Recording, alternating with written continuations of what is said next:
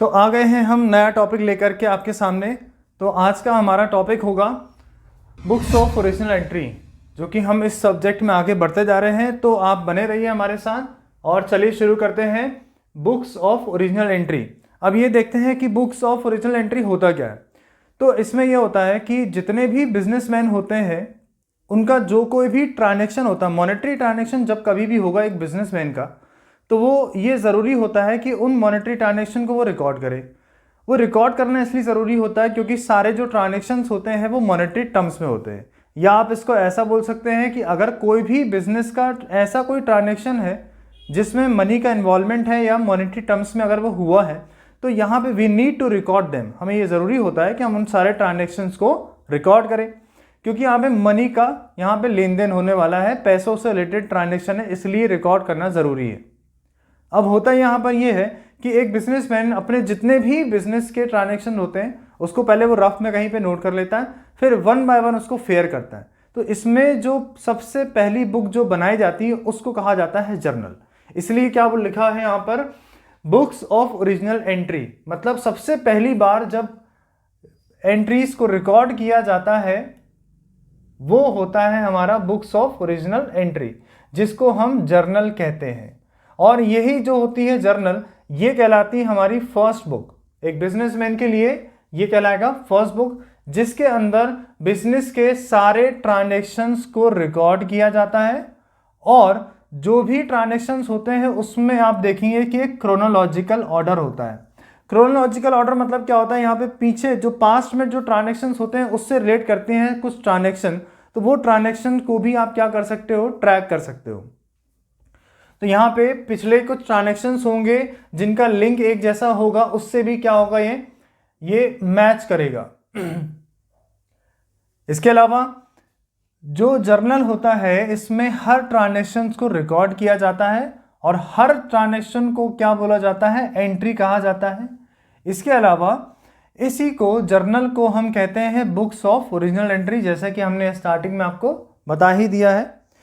अब इसके फॉर्मेट की अगर हम बात करें तो फॉर्मेट बड़ा सिंपल होता है।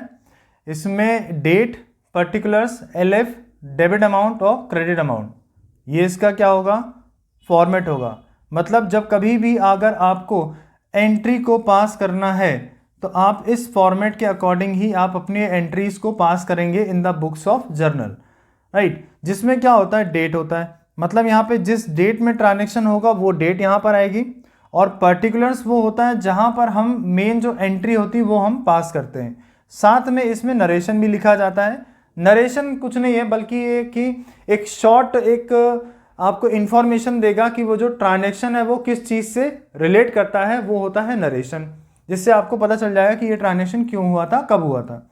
इसके अलावा नेक्स्ट जो कॉलम होता है इसमें होता है एलएफ। एलएफ मतलब होता है लेजर फोलियो। लेजर फोलियो का यूज़ जो है वो बहुत ही अच्छा है।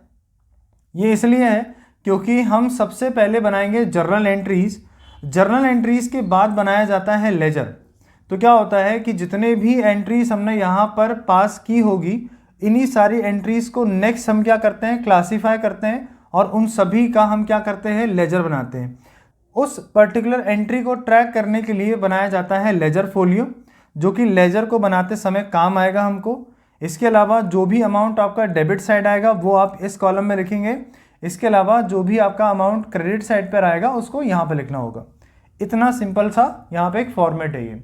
इसके अलावा अगर हम आगे इसमें देखें तो यहाँ पे कुछ टाइप्स होते हैं एंट्रीज के। यहाँ पे हमें क्या करना होगा, हमारे जितने भी बिजनेस ट्रांजैक्शंस है उन सबको यहाँ पे हमें रिकॉर्ड करना है एक ही बुक में, और वो भी क्रोनोलॉजिकल ऑर्डर में। मतलब जो एंट्री जब भी पास हुई है, जिस डेट में हुआ है, उसके हिसाब से इसको आपको केवल करना है। कि अगर मान लेते हैं कोई एंट्री हुई है 1 जनवरी को, और ये एंट्री मान लेते हैं परचेज से रिलेटेड है, राइट। और मान लीजिए सेकेंड एंट्री जो हो रही है हमारी 2 जनवरी को, वो मान लीजिए कि सेल्स से रिलेटेड है। तो आपको क्या करना है, आपको इस डेट के अकॉर्डिंग ही आपको यहाँ पे क्या करनी है, एंट्रीज करनी है। हम लोग क्या करेंगे, लेजर जब बनाएंगे तो यहाँ पर हम क्या करेंगे, परचेज से रिलेटेड जितनी भी एंट्रीज होंगी वो एक पर्टिकुलर अकाउंट में डाल दिया जाएगा, और सेल्स से रिलेटेड जितनी भी एंट्रीज होंगी उनको हम पर्टिकुलर अकाउंट में हम डाल देंगे। लेकिन जब भी आप एंट्रीज को या फिर अपने बिजनेस के ट्रांजैक्शंस को जब आप रिकॉर्ड करेंगे तो ऐसे केस में आपको क्रोनोलॉजिकल ऑर्डर को फॉलो करना होगा। मतलब जिस डेट में जो ट्रांजैक्शन हो रहा है, अब वो किसी चीज़ से भी रिलेटेड हो सकता है, सारे ट्रांजैक्शंस को हमको यहाँ पे क्या करना है, रिकॉर्ड करना है। इससे अभी कोई मतलब नहीं है कि वो हमारा सेल्स रिलेटेड है या परचेज है या एसेट है या लायबिलिटी है या एक्सपेंस है या कुछ भी है। आपको केवल क्या करना है, इसमें सारी एंट्रीज को रिकॉर्ड करना है। अब हम एंट्रीज की बात कर लेते हैं। तो एंट्रीज जो होती है वो बेसिकली 3 टाइप की हमें अभी देखना है। तो सबसे पहला जो यहाँ टाइप है एंट्री का वो है हमारा सिंपल एंट्री। अब सिंपल एंट्री क्या होता है, देखो तो हमने जैसे अभी देखा है इसके पहले वाले लेक्चर्स में कि जितने भी एंट्रीज होती हैं या जितने भी बिजनेस के ट्रांजैक्शंस होते हैं वो ट्रांजैक्शन किसी 2 अकाउंट को क्या करते हैं, अफेक्ट करते हैं। ठीक है ना, इसलिए इसको क्या बोलते हैं हम लोग, डुअल एक्सपेक्ट भी कहा जाता है। ओके, तो यहाँ पर जब हम सिंपल एंट्री की बात करेंगे तो सिंपल एंट्री वो एंट्री होती है जिसमें केवल और केवल 2 अकाउंट क्या होते हैं, एक बार में अफेक्ट होते हैं। तो इसका एक एग्जाम्पल लेके समझते हैं। सपोज मान लीजिए कि हमने किया है परचेज, आपने क्या किया है, परचेज किया है राम से, राइट। अगर हमने राम से परचेज किया है तो हमारी एंट्री क्या होगी, purchases account debited to Ram account, ये आ रही है एंट्री। अब ये सिंपल एंट्री है। सिंपल एंट्री क्यों है, क्योंकि यहाँ पर केवल 2 ही अकाउंट यहाँ पर अफेक्ट हो रहे हैं। एक कौन सा अकाउंट हमारा परचेज का है और एक हमारा है राम का। ये 2 अकाउंट यहाँ पर क्या हो रहे हैं, अफेक्ट हो रहे हैं। इसलिए इस एंट्री को या इस टाइप की एंट्री जिसमें केवल और केवल 2 ही अकाउंट क्या होते हैं, इफेक्ट होते हैं, उन एंट्रीज को हम क्या बोलेंगे, सिंपल एंट्रीज बोलेंगे। इसी तरह से नेक्स्ट एंट्री होती है जिसको हम बोलते हैं कंपाउंड एंट्री, जिसमें कि 2 से ज़्यादा अकाउंट एक टाइम पर क्या हो रहे हैं, अफेक्ट हो रहे हैं। तो हम ऐसे केस में क्लासीफाई कर लेंगे। अब इसका एग्जाम्पल में मान लीजिए कि आपने क्या किया है, सैलरी पे की है। ठीक है ना, बिजनेस में आपने सैलरी पे की है और आपने रेंट पे किया है, इसके अलावा आपने वेजेस पे किया है, और क्या हो सकता है, मान लीजिए आपने स्टेशनरी परचेज की है। तो ऐसे केस में ये सभी जो अकाउंट है ये सब जो है किस नेचर के हो रहे हैं, डेबिट नेचर के हो रहे हैं। तो ऐसे केस में एंट्री जो उसकी पास होगी वो होगी salary account debited, rent account debited, wages account debited, stationery account debited to cash account.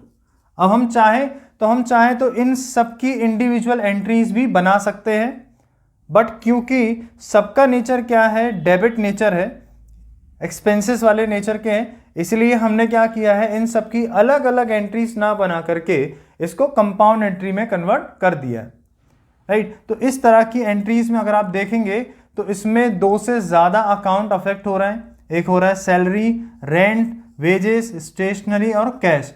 तो ये 5 अकाउंट एक साथ क्या हो रहे हैं, यहाँ पर अफेक्ट हो रहे हैं। इसलिए हमने क्या किया, इन 5 नेचर को हमने क्या कर दिया, कंबाइन कर दिया और इससे क्या बना ली हमने, कंपाउंड एंट्री। तो कभी भी अगर इस टाइप की एंट्री आ रही है तो वो कहलाएगा आपका कंपाउंड एंट्री। अब हम बात करते हैं ओपनिंग एंट्री के बारे में। तो इसमें यह होता है, ओपनिंग एंट्री में ये होता है कि ना जब भी एक बिजनेसमैन अपने अकाउंट्स को क्लोज करता है at the end of the year, उसके पास जो भी क्लोजिंग बैलेंस बचता है वही बैलेंस उसके लिए नेक्स्ट ईयर जो होता है ओपनिंग बन जाता है। इसमें क्या होता है कि ये जो रिकॉर्ड किया जाता है ये क्लोजिंग बैलेंसेस के ऊपर पास किया जाता है जो भी हमारे पिछले साल का होगा। तो ऐसे केस में इसको हम क्या बोलेंगे, ओपनिंग एंट्री कहते हैं, जिसमें इसका रूल होता है कि जितने भी एसेट्स होते हैं वो सब डेबिट होते हैं और जितनी भी लायबिलिटीज होती हैं उसको हम क्रेडिट कर देते हैं। तो आप इसको इस तरह से भी लिख सकते हो कि all assets account debited to all liabilities account, ये आ जाएगी इसकी एंट्री। तो जब भी ओपनिंग एंट्री पास होगी तो इसको आप याद रखेंगे। तो अगर एग्जाम में अगर ओपनिंग एंट्रीज का क्वेश्चन आएगा तो आप इस तरह से ओपनिंग एंट्री को फॉर्म करेंगे। चलो आगे देखते हैं अब इसके बाद क्या है। आगे हम देखेंगे कि जब भी एक बिजनेसमैन अपने बिजनेस को कंटिन्यूसली रन करता है तो ऐसे केस में उसका बिजनेस क्या हो सकता है, ग्रो हो सकता है। जब उसका बिजनेस ग्रो होने लगता है तो ये पॉसिबिलिटी बनती है कि उसके बिजनेस के बहुत सारे न्यूमरस ट्रांजैक्शंस होते हैं और वो ट्रांजैक्शन अलग अलग चीज़ों से रिलेटेड हो सकते हैं। तो हमें ये ज़रूरी होता है कि जितने भी अलग अलग तरह के हमारे पास चीज़ें हैं जिससे हम ट्रांजैक्शन कर रहे हैं या जिनके हम थ्रू ट्रांजैक्शंस को रिकॉर्ड करते हैं, उन सभी के लिए हम क्या करेंगे, अलग अलग बुक्स को मेंटेन करेंगे। तो उन्हीं सारी बुक्स को सब्सिडरी बुक्स कहा जाता है, जो कि हमारे जर्नल का सब डिवीजन होता है। फिर इसमें जो सब्सिडरी बुक्स होते हैं इनके भी कुछ टाइप्स होते हैं, कुछ लिमिटेड टाइप्स हैं, यहाँ पे सबका नहीं होता है, कुछ मेन जो चीज़ें होती हैं उनका होता है। जैसे कि हमारे पास परचेजेस बुक है, उसके बाद है परचेजेस रिटर्न बुक, नेक्स्ट होता है सेल्स बुक, फिर होता है सेल्स रिटर्न बुक, फिर इसके बाद जो होता है वो होता है जर्नल प्रॉपर। ओके नाउ, और यहाँ पर जो है कैश बुक है, ये मैंने अलग से लिखा हुआ है, इसके बारे में डिटेल से हमको समझना है। पहले फटाफट इनके बारे में हम लोग देख लेते हैं। तो सबसे पहले हमारे पास जो सब्सिडरी बुक का टाइप है वो है परचेजेस बुक। देखो होता क्या है कि जो बिजनेस होता है, एक बिजनेस में ये पॉसिबिलिटी बनती है कि जितने भी ट्रांजैक्शन बिजनेस के हो रहे हैं वो या तो कैश में होते हैं और या फिर वो क्रेडिट में होते हैं। ये दो तरह के ट्रांजैक्शन बिजनेस में हो सकते हैं। सो या तो एक बिजनेसमैन क्या करेगा, जो भी परचेज या सेल्स या एक्सपेंस है या जो भी चीज़ हो रही है, जो भी इनकम उसका है, जो भी खर्चा है, जो भी लायबिलिटी है, जो भी एसेट्स हैं, जो कुछ भी ट्रांजैक्शंस होते हैं वो दो ही टर्म्स में हो सकते हैं, या तो कैश में हो सकता है या तो क्रेडिट में हो सकता है। अब हम ये देखेंगे कि इनको कैसे क्लासीफाई किया गया है। देखो तो सबसे पहले जितने भी सारे ट्रांजैक्शन कैश में होते हैं उनके लिए एक अलग से बुक बना दी गई है जिसका नाम है कैश बुक। इसका मतलब है कि इस बुक में आपने वो सारे ट्रांजैक्शंस को रिकॉर्ड करना है जो कि कैश से रिलेट करेंगे। अब वो चाहे आपने कैश में पैसे आपको मिले हो या फिर आपने कैश में पेमेंट की हो, किसी भी टाइप का अगर कोई ट्रांजैक्शन हो रहा है बट अगर वो कैश के फॉर्म में है तो उस पर्टिकुलर टाइप का ट्रांजैक्शन जो होगा उसके लिए कैश बुक बनाई गई है।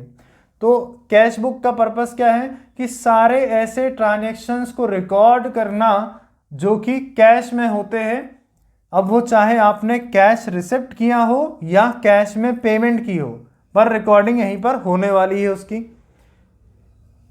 इसके अलावा हमारे पास में कैश बुक के टाइप्स भी होते हैं।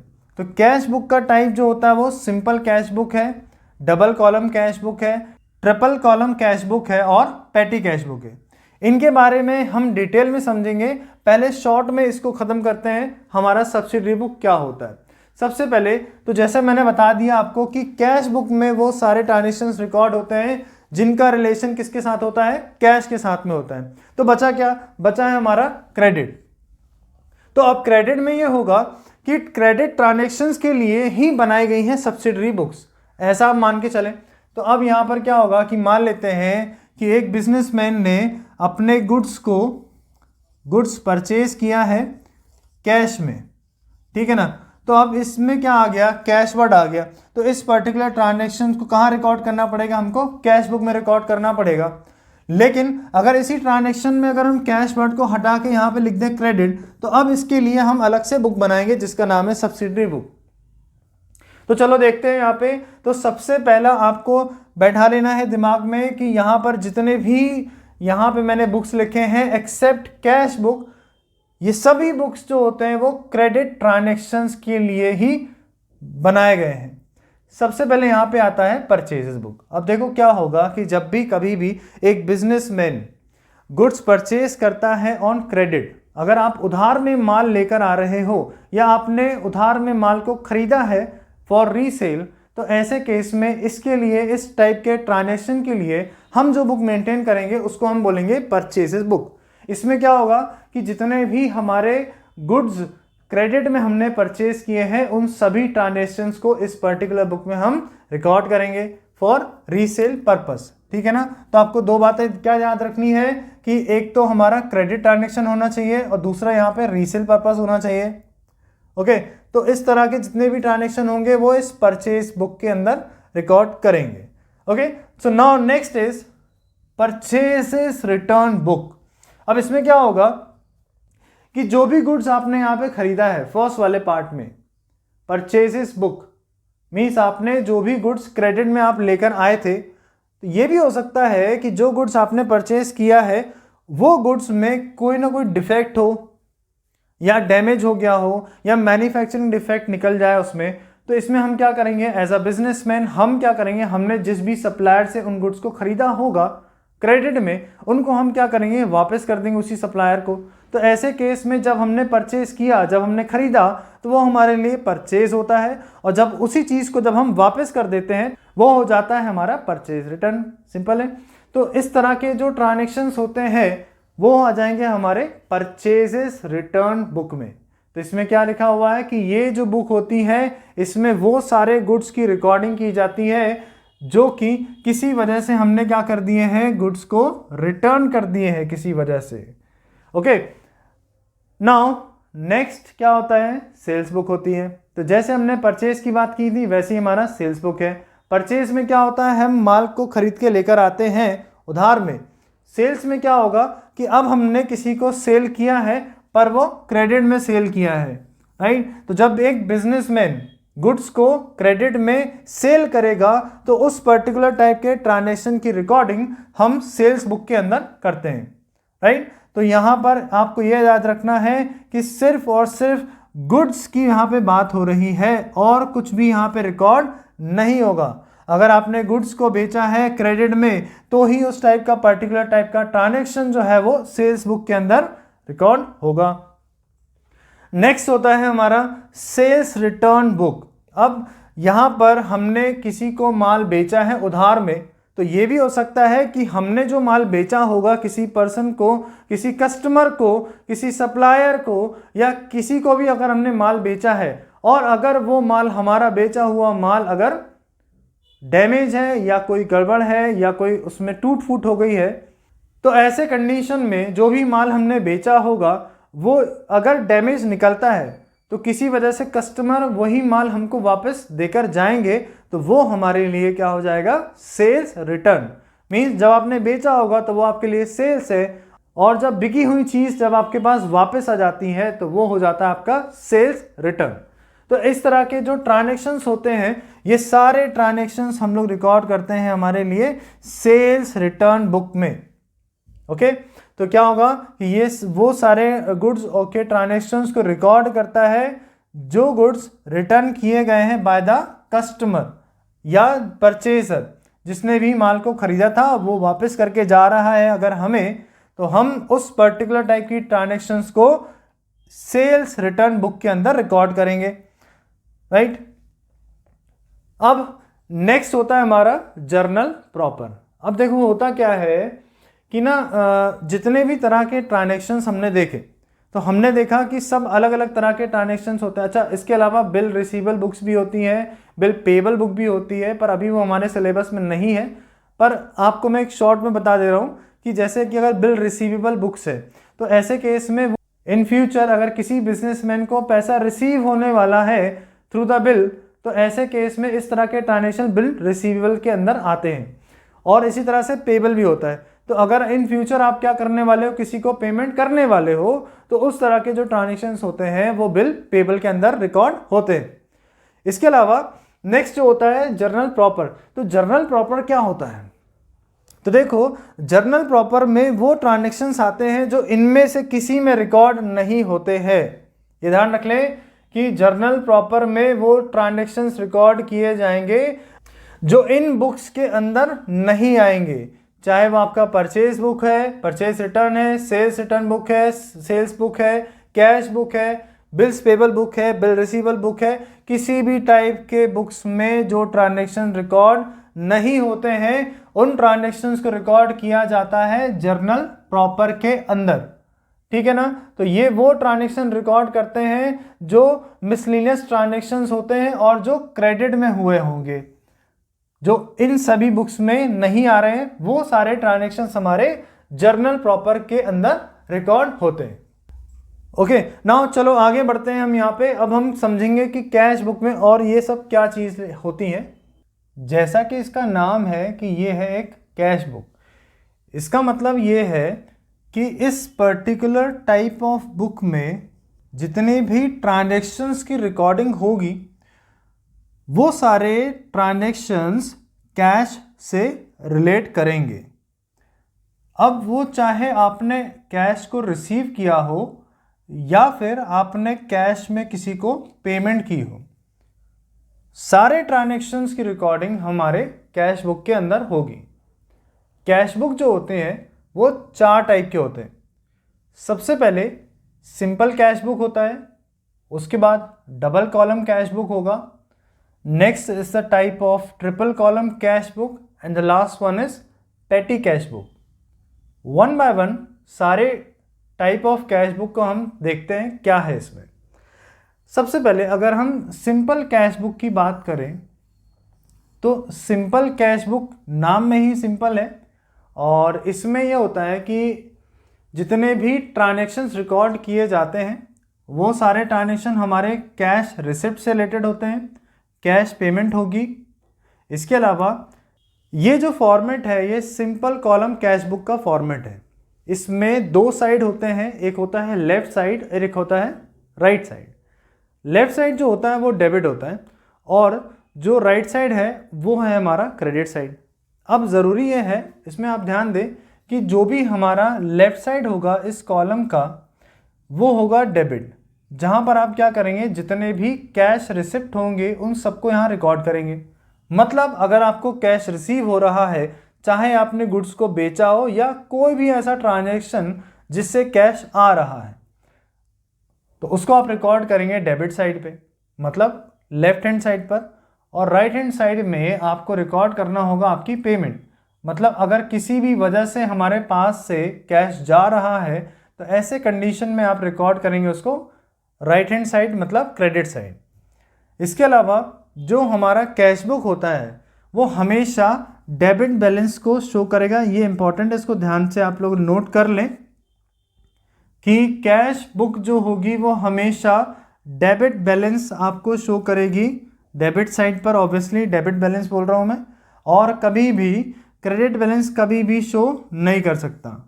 लेकिन कुछ ट्रांजैक्शंस ऐसे होते हैं, जैसे सपोज मान लीजिए कि आपने सेल किया, तो ऐसे केस में आपको बदले में जो पेमेंट मिल रही है वो मान लेते हैं वो चेक के फॉर्म में, तो ऐसे कंडीशन में क्या होगा।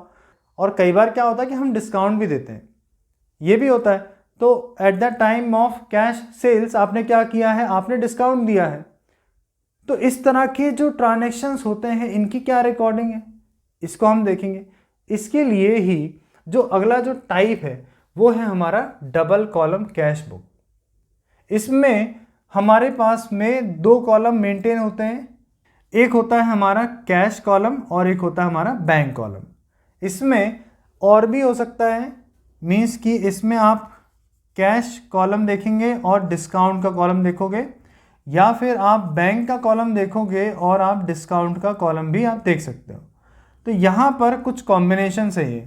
तो इसमें क्या होता है, वही अगेन वही सारी चीज़ें होंगी, लेकिन इसमें क्या हो जाएगा कि अब वो ट्रांजैक्शंस भी रिकॉर्ड होंगे कि अगर आपने किसी को चेक से पेमेंट किया है या आपको चेक मिला है किसी गुड्स के अगेंस्ट में, किसी सेल के अगेंस्ट में। अब इसमें इंपॉर्टेंट है वो है कॉन्ट्रा एंट्री। तो कॉन्ट्रा एंट्री क्या होती है, कॉन्ट्रा एंट्री वो एंट्री होती है जिसमें बैंक और कैश ये दोनों अकाउंट एक साथ अफेक्ट होते हैं, उस एंट्री को हम क्या बोलते हैं, कॉन्ट्रा एंट्री। ठीक है। अदरवाइज बाकी सारी एंट्रीज जो होती हैं जिसमें या तो कैश का कॉलम अफेक्ट होता है या फिर बैंक का कॉलम अफेक्ट होता है। अब यहाँ पर बहुत सारे ऐसे ट्रांजैक्शंस होते हैं जो सिर्फ और सिर्फ कैश को अफेक्ट करते हैं, और ऐसे भी बहुत सारे ट्रांजैक्शन होते हैं जो बैंक को इम्पैक्ट करेंगे। लेकिन कुछ ट्रांजैक्शन ऐसे होते हैं जो बैंक और कैश दोनों को एक साथ इम्पैक्ट डालते हैं। तो इस तरह से जो एंट्री होती है उसको हम क्या बोलते हैं, कॉन्ट्रा एंट्री भी। अच्छा, एक और इम्पॉर्टेंट बात मैं आपको बता रहा हूँ कि जब कभी भी कॉन्ट्रा एंट्री आती है किसी ट्रांजैक्शन में, जब कॉन्ट्रा एंट्री आएगी मतलब जहाँ पर बैंक और कैश दोनों में अफेक्ट आ रहा है, तो ऐसे केस में जो आपका फॉर्मेट आपको मैंने बताया है उसमें जो लेजर फोलियो का कॉलम होता है वहाँ पर उस पर्टिकुलर एंट्री के सामने हमको सी लिखना पड़ता है। तो सी क्या बताएगा कि ये जो है कॉन्ट्रा एंट्री है। फिर नेक्स्ट यहाँ पर होता है ट्रिपल कॉलम कैश बुक। अब इसमें कुछ भी नहीं है, इसमें तीनों चीज़ें एक साथ आ जाएंगी। मतलब यहाँ पर कैश का कॉलम भी होगा, बैंक का कॉलम भी होगा और डिस्काउंट का कॉलम भी होगा। जब ये तीनों कॉलम एक साथ लेके चलते हैं तो वो हो जाता है हमारा ट्रिपल कॉलम कैश बुक। और इसी तरह से नेक्स्ट होता है हमारा पेटी कैश बुक। अब पेटी कैश बुक क्या होता है तो ज़रा समझेंगे।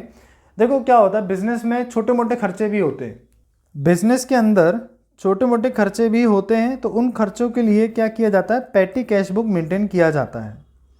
ठीक है ना। तो छोटे मोटे खर्चे के लिए, तो उसके लिए ऐसे कुछ नेचर के होते हैं वो खर्चे जो रिपीटेटिव नेचर के होते हैं। रिपीटेटिव मतलब जो बार बार रिपीट होने वाले जो खर्चे होते हैं, लाइक स्टेशनरी हो गया या टेलीफोन बिल हो गया या प्रिंटिंग का चार्ज हो गया। इस तरह के खर्चे जो होते हैं वो बार बार होते हैं। इसके लिए हम क्या करते हैं, इनमें नहीं रिकॉर्ड करते, उसके लिए हम अलग से पेटी कैश बुक बना के रखते हैं जो कि छोटे मोटे खर्चे के लिए होता है। ठीक है ना। इस बुक को जब भी मेंटेन किया जाता है तो इसमें एक सिस्टम होता है जिसको हम बोलते हैं इम्प्रेस्ड सिस्टम। इस सिस्टम को यहाँ पे मेंटेन किया जाता है। इसमें जो भी बिजनेसमैन होता है वो अपॉइंट करता है हेड कैशियर को। इसके बाद जो हेड कैशियर होता है वो पेटी कैशियर को अपॉइंट करता है बिजनेस में।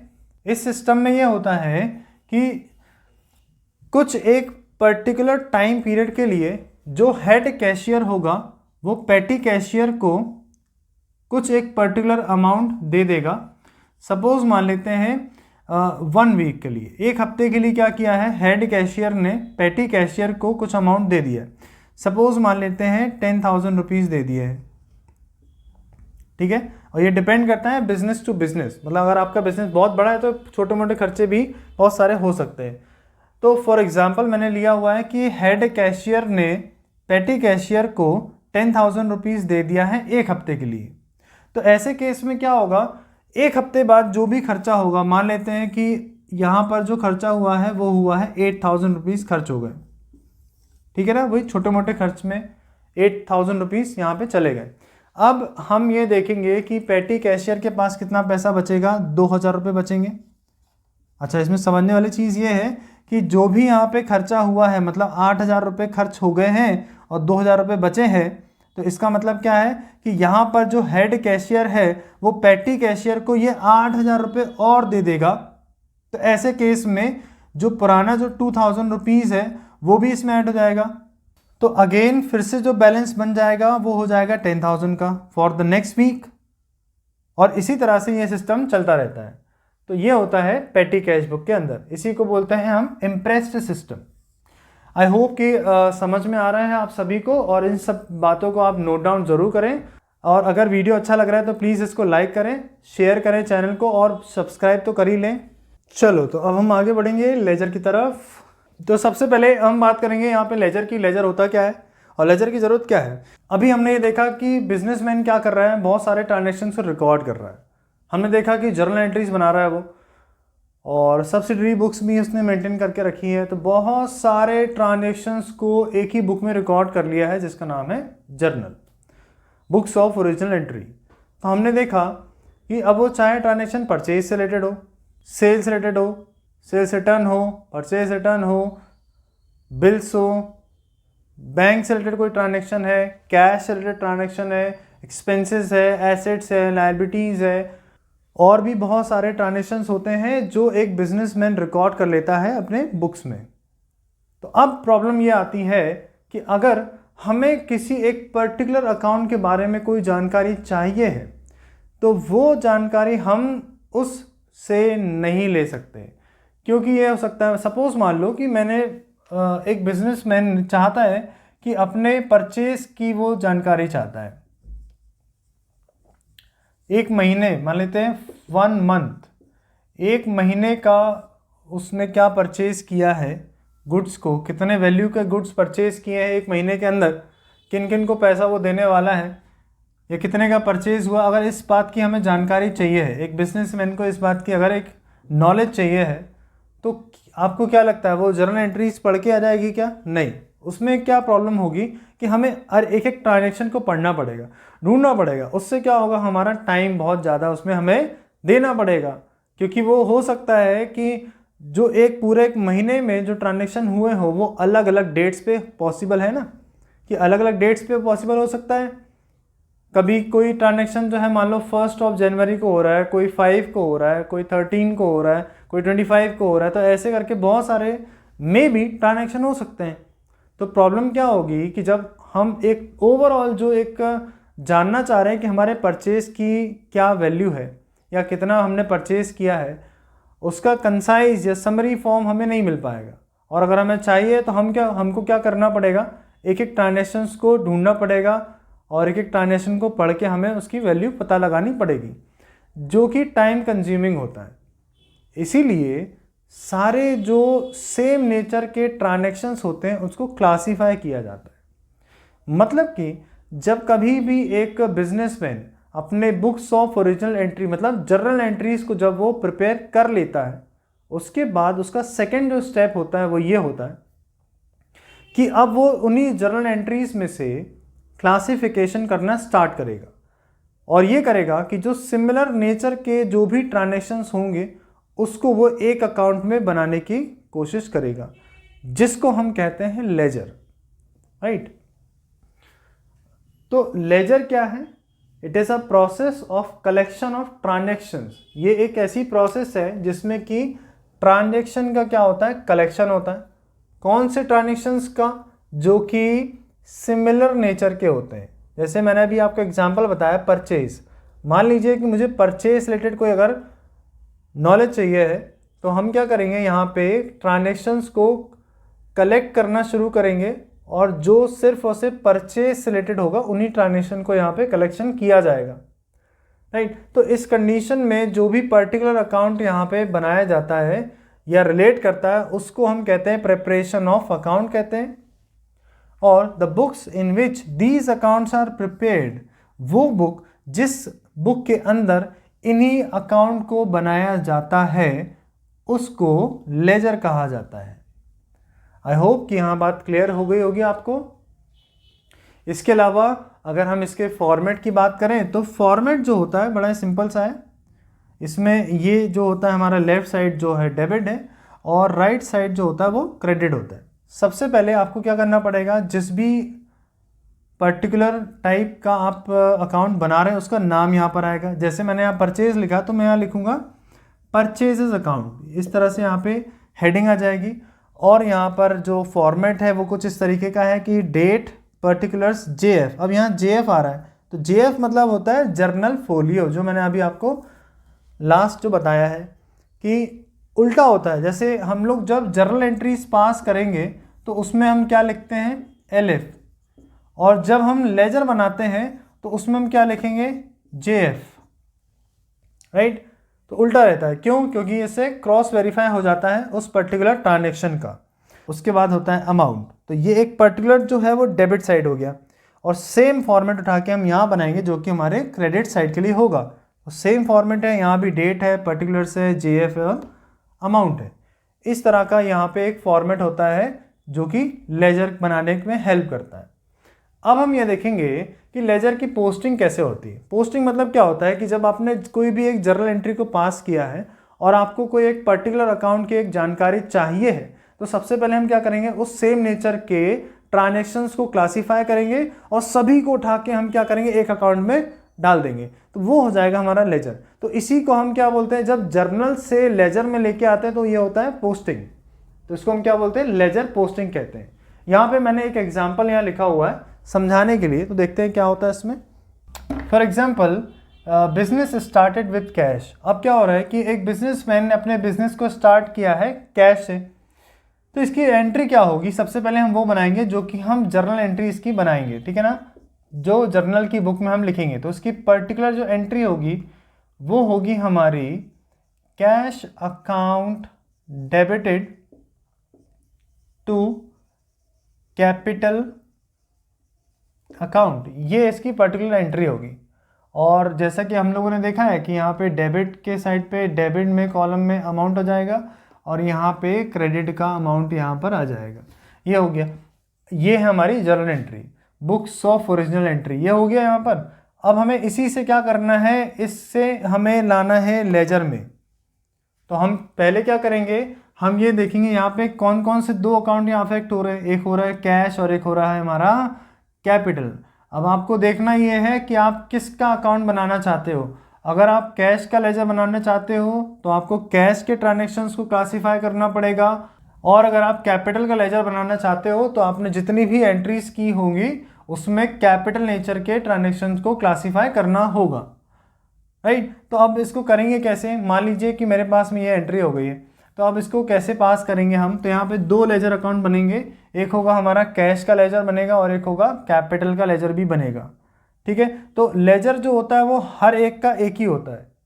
लाइक अगर कैश है तो जितनी भी सारी एंट्रीज होंगी, सारे जो कैश के ट्रांजेक्शन होंगे वो एक ही लेजर में आ जाएंगे, उसके लिए अलग अलग नहीं बनाना पड़ेगा। और अगर हमारे पास कैपिटल है तो अब कैपिटल किसी भी नेचर में आ रहा हो, चाहे आपने कैपिटल और ऐड किया हो या ड्राइंग्स कर ली हो, तो कुछ भी हो, तो सब जो है वो कैपिटल के अंदर ही एक ही लेजर में आ जाएगा, ठीक है। चलो तो आगे देखते हैं इसको कैसे पोस्ट करते हैं। अब अगर सपोज मान लीजिए कि हमको अगर कैपिटल का क्या बनाना है लेजर, तो अगर मैं तो सबसे पहले क्या होगा, यहाँ पे हेडिंग आएगी कैपिटल अकाउंट, और ये पूरा फॉर्मेट यहाँ पे आ जाएगा, जहाँ पर डेट होगी, पर्टिकुलर्स हो जाएगा, और यहाँ पे मैंने आपको बताया था JF होता है, और अमाउंट हो जाएगा। ये हो गया हमारा डेबिट साइड, और इस तरह से यहाँ पर आ जाएगा हमारा डेट, पर्टिकुलर्स, JF और अमाउंट। ये सिर्फ एक समझाने के लिए आपको एग्जाम्पल के तौर पे बता रहा हूँ मैं। तो देखते हैं इसको कैसे अब आप पोस्ट करोगे।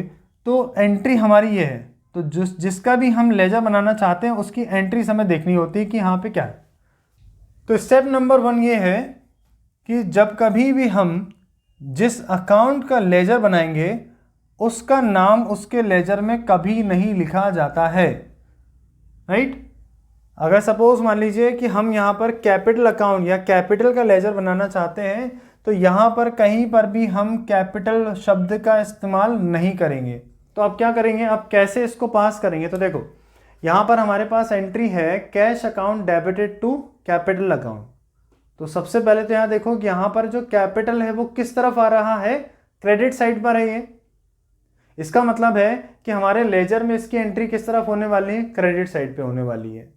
सेकंड क्या होगा कि यहाँ पे अगर हम क्रेडिट साइड पे लिखेंगे तो नाम क्या होगा, क्योंकि अभी हमने रूल के हिसाब से क्या देखा कि जिसका भी अकाउंट बनता है उसका नाम यहाँ पर नहीं आएगा, तो इसके ऑपोजिट में जो भी नाम होगा वो यहाँ पर आ जाएगा। तो आपको दिख रहा है कि कैपिटल के यहाँ पर कैपिटल के ऑपोजिट में डेबिट साइड पे क्या लिखा हुआ है, कैश। तो इसका नाम आएगा, लेकिन किस तरफ लिखेंगे उसको हम, क्रेडिट साइड पे, ठीक है ना। तो यहां पर जब भी क्रेडिट साइड की एंट्री होती है तो हम क्या लिखते हैं, बाय कैश अकाउंट, ये लिखेंगे। और जो भी इसका अमाउंट है, अच्छा अमाउंट अब कौन सा देखना होगा कि कैपिटल के सामने जो अमाउंट होगा वो लिखना है, कैश के सामने का नहीं। कैपिटल के सामने जो अमाउंट होगा वो अमाउंट हम यहाँ पे लिखेंगे, जो कि है हमारा 1 लाख रुपीज़। ये इस तरह से एंट्री की जाती है। वहीं पर अगर हमारा डेबिट साइड पे कैपिटल होता तो हम क्रेडिट साइड के यहाँ पे जो भी नाम लिखा होता उसको हम यहाँ पे डेबिट साइड पे लिखते, और जो भी उसके सामने का अमाउंट होता वो यहाँ पे आ जाता है। इस तरह से सारी एंट्रीज की जाती है। सिर्फ एक एग्जाम्पल के लिए समझाया गया। अगर आपको चाहते हैं कि और भी मैं कुछ क्वेश्चंस कराऊं तो आप नीचे मुझे कमेंट सेक्शन में बताएं, तो उसके ऊपर हम एक पूरा वीडियो बनाएंगे कि आप लेजर को कैसे बनाते हैं with the help of journal entries, right. तो ये सिर्फ समझाने के लिए। अब आपके पास कोई भी हो, आपको यही रूल फॉलो करना है। जिसका भी आप लेजर बनाना चाहते हैं, सबसे पहला रूल क्या है कि उसका नाम कभी भी नहीं आएगा उस लेजर के अंदर, और जिस भी साइड वो लिखा है उसके ऑपोजिट साइड के नाम के हिसाब से यहाँ पे इसकी रिकॉर्डिंग की जाती है। फिर इसके बाद इसका टोटल किया जाता है और बैलेंसिंग कर दी जाती है, और इस तरह से खत्म हो जाएगा। अब जैसे मान लेते हैं यहाँ पे एक ही एंट्री आया है, तो यहाँ पे इसका बैलेंसिंग में क्या होगा कि रूल के हिसाब से हमारा डेबिट और क्रेडिट दोनों बैलेंस होना चाहिए। तो यहाँ पर जो बैलेंसिंग होगी वो इस तरफ आएगी, तो हम क्या लिखेंगे, टू बैलेंस CD लिखना होगा। और यहाँ पर जो अमाउंट आ जाएगा वो क्या हो जाएगा, हमारा 1 लाख रुपीज़ आ जाएगा यहाँ पर अगेन। तो इस तरह से क्या हो गया, ये अमाउंट हमारा बैलेंस हो गया, ठीक है ना। तो ये हमारा बैलेंस हो गया, और इसको डबल लाइन से हम क्लोज करते हैं क्योंकि ये अकाउंट है। तो यहाँ पर भी आपका 1 लाख रुपीज़ आ जाएगा, और यहाँ पर भी 1 लाख रुपीज़ यहाँ पर आ जाएगा। तो इस तरह से क्लोज हो गया है। तो इस तरह से प्रिपरेशन किया जाता है। आपको अगर और भी कुछ डाउट है तो वो मुझसे नीचे कमेंट सेक्शन में पूछ सकते हो। तो चलिए मिलते हैं नेक्स्ट वीडियो में। आज के लिए इतना ही है, और अगर वीडियो पसंद आ रहा है तो उसको प्लीज़ लाइक करें और चैनल को ज़रूर सब्सक्राइब करें। Thank you so much.